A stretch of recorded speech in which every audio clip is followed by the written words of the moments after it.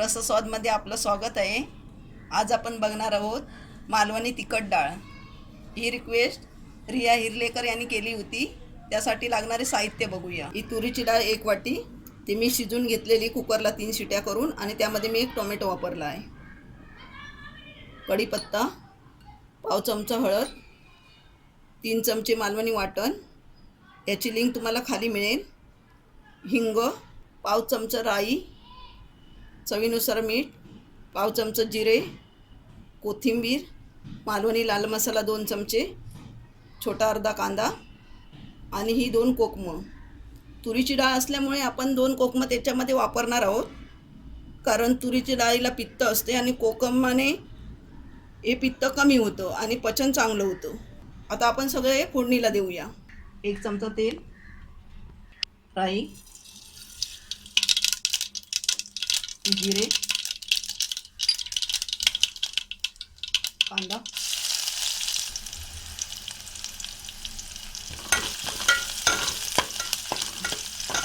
कढीपत्ता। गॅस मंद ठेवलेला आहे। हिंग,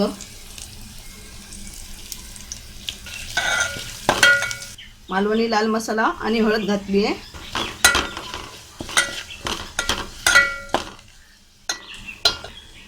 वाटण घालूया।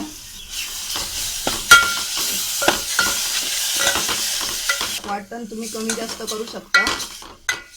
वाटण आपलं चांगलं परतून झालेलं आहे। डाळ घालूया।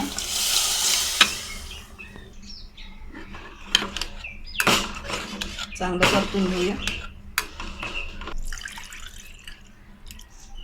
2 ग्लास आपण पाणी घेतलं आहे।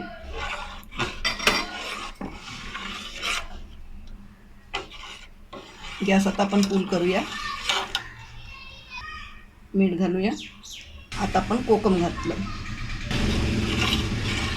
आणि आता फुल गॅसवरती आपण ह्याला चांगली उकळी देऊया। फुल गॅसवर आपण आता ही 5 मिनिटं चांगली उकळी काढून घेतलेली आहे, आणि आपली ही आता डाळ झालेली आहे। गॅस बंद करूया।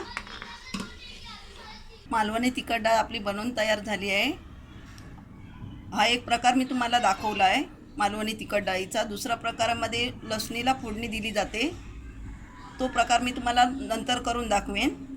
अशा प्रकारे मालवणी तिखट डाळ तुम्ही करून बघा आणि मला सांगायला विसरू नका।